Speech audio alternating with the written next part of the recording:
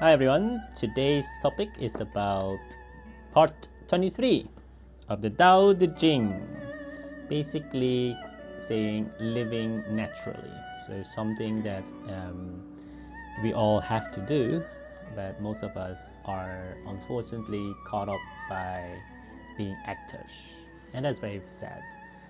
So before I read from this great book Lao Tzu, the lessons of Lao Tzu, we will just go into it directly.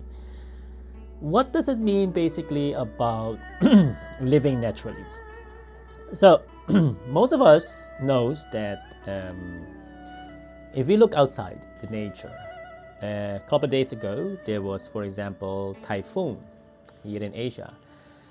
Then you wonder what you can do about it. So some people say that typhoon is good, especially kids, because that means you don't need to go to school. But before COVID, that was when it's typhoon 8 or above here in Hong Kong, that means you don't need to go to office.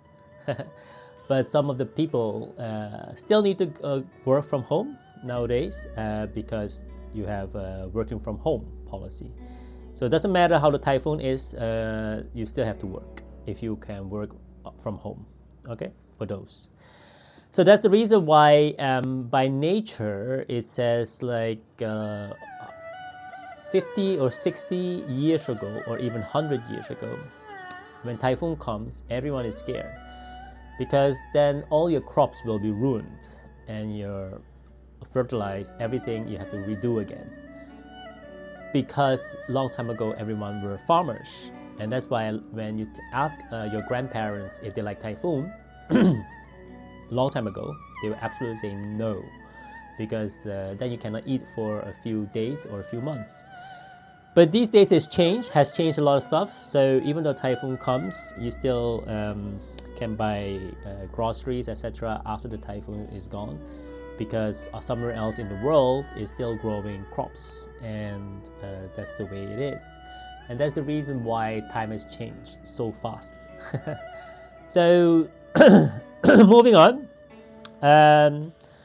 as you all know, that everything ultimately decomposes. So that doesn't mean, what doesn't mean is that we all basically are temporarily. So you live in this world as a temporary human being, and that's why it's very good that you also know what you want to do in life. And if you don't know, it's fine, but then keep asking the same questions so that you can know and plan forward. Why I say this is a lot of people, when they're on their deathbed, you never know when your time goes up. Let's say assuming 70, 80 years old, perfect timing. Then on average in the world, people will move on to the next realm, and basically people die. So just imagine when you're 70 or 80 years old, and what will you regret if you haven't done. So it doesn't mean that you are successful or not, but at least you have tried. So then you basically plan backwards, okay? Imagine now you're 80, you look backwards and say, I wish I married, or I wish I didn't get married. Or I wish I have at least took the course of something that inspires you, like maybe accounting, lawyer, AI technology, or anything that inspires you, even just farming. Some people really love to do that. And your inner feeling, you can feel it from the heart, then you know exactly that's the thing to do at the moment, okay, or going forward for a few years. So it's always good that you know that these things shall pass. It's a very good saying. That means that everything will change. And I like about what one of the great sayings says, that the only constant is change. It's very counterintuitive, right? So basically saying that you have to change. Otherwise, you will be left behind. So living harmoniously is very important. It's our choice. That's why sometimes in life you don't argue with people that is not, don't waste your time on, because there is a example of a crow and an eagle. So a crow, the blackbird, a crow, always like to pick on the eagle. But the eagle always stand firm and watch not at the crow, but watch as his target, something that he wants to go and hunt. The eagle wants to hunt, and then the crow is always behind the eagle to pick him, but he doesn't mind if it's being picked so many times. And one day, then the eagle, when he found his prey, then even the crows keep picking him, he still stay focused, basically target his goal, and he go fly and reach his goal, and then fly up high in the sky, and the crow join him, not to basically hit the target, but basically to annoy the eagle. But when the eagle flies so high, then the crow cannot fly anymore because he's losing air, but the eagle can soar into the sky.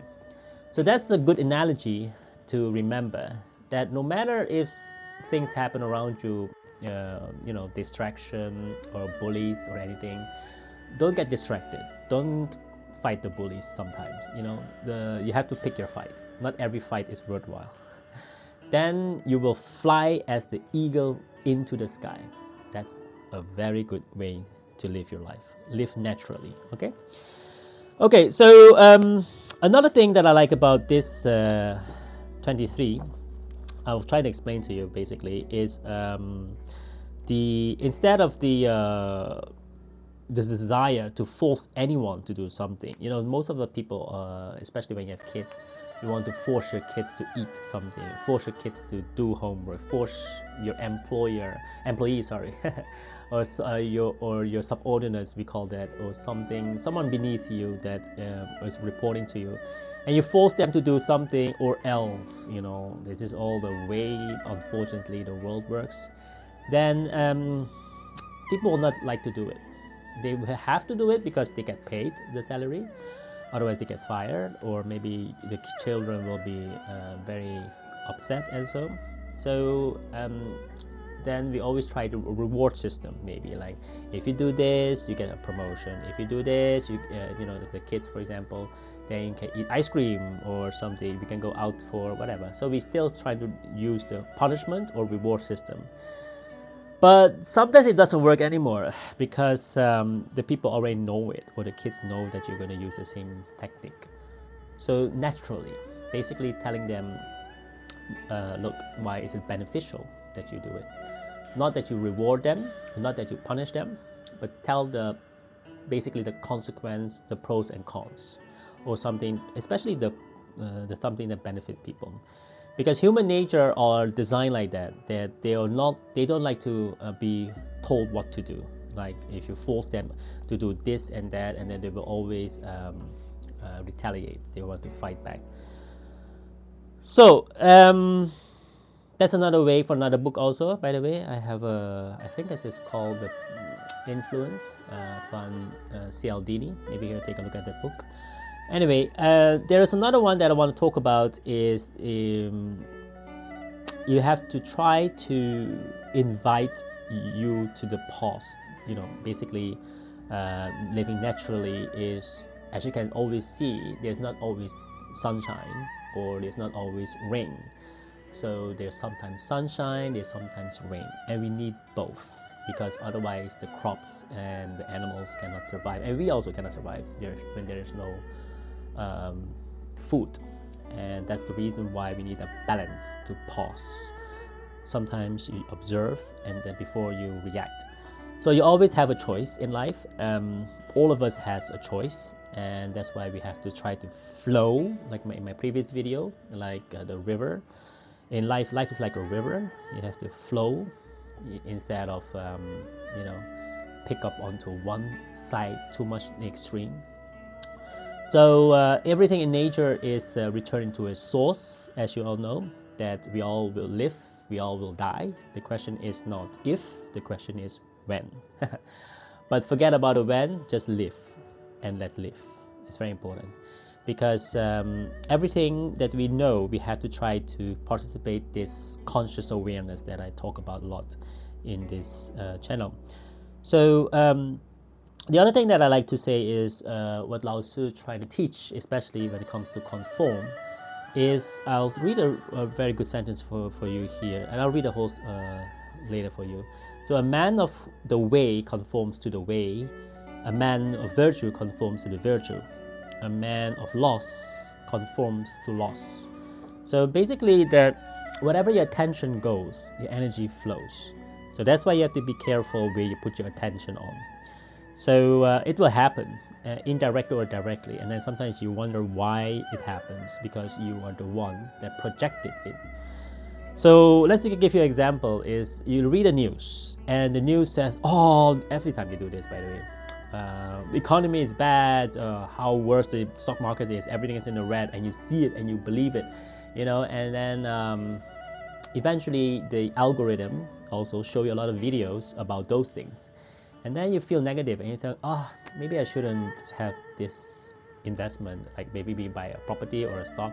Let me sell it now. Now's the best time to sell it, because the news that I read online that you thought that you did independently, but it's the mass media, by the way, but now they go to a lot of those channels so that you think you are thinking independently, and they manipulate you. So then suddenly you're being sold at, and that's the huge problem, by the way.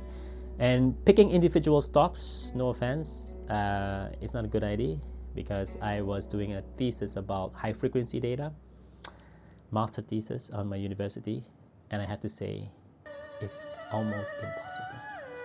Why is that? It's because the computers are doing the picking of the stocks, and they sell in milliseconds, even faster than you do. So whatever you do and the bet, you will always lose. The reason is because of the high frequency data.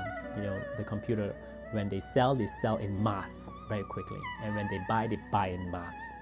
Before you know it, you think, oh, this is going well, and then you pick the stock, milliseconds, and it goes down.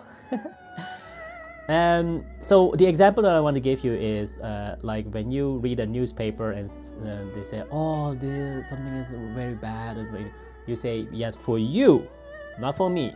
I am fine. I'm not going to sell anything, because the newspaper or the mass media or your friends or your family members just call you and say, hey, have you seen it? I think it's now a good time to buy or a good time to sell. No, these are noises.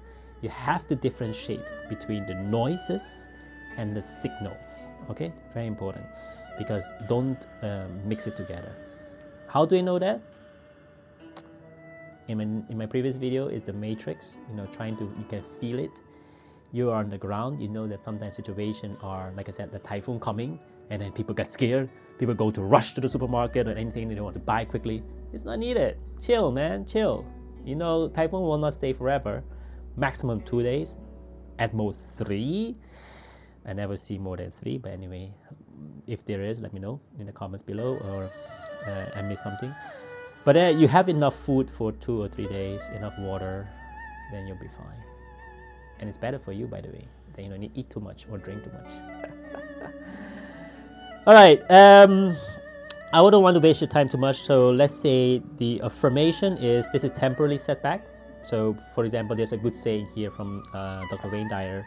I highly recommend you. He says, change your life by actively observing the nature's way. Very important. Let me repeat it again.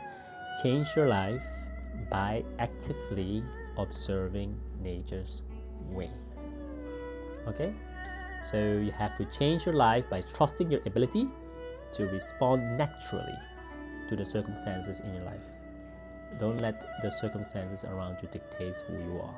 You know who you are. Okay? So don't let me or anyone, even though sometimes the closest people that loves you, but unfortunately you have to listen to yourself. And the only way to do that is meditation, or really calm down and think for yourself. Think independently. That's why the channel is called Question Everything, my friend. You need to use your own brain to think, not to let other people dictate you what to think. And at school, we need to teach our kids how to think. But school fail us. They tell you, yeah, this is the one you need to teach. Yeah, this is the method. No, there's hundreds of methods. They just share with you maximum 2 or 3, and they call it that's the one that works. Bullshit. Okay? Times change faster, and you are the one that knows when it's time for you to find your way, not other people's way. Okay? Okay, all in all, so you have to try to respond naturally. Let me read it from this passage. It's a great passage, by the way. It says, to use words but rarely is to be natural. Hence, a gusty wind cannot last all morning, and a sudden downpour cannot last all day. Who is that produces these? Heaven and earth. If even heaven and earth cannot go on forever, much less can man. That is why one follows the way. A man of the way conforms to the way. A man of virtue conforms to virtue. A man of loss conforms to loss. He who conforms to the way is gladly accepted by the way. He who conforms to virtue is gladly accepted by virtue. He who conforms to loss is gladly accepted by loss. When there is not enough faith, there is lack of good faith. All right, everyone, let's go to the next chapter 24. See you later. Have a great day. Bye.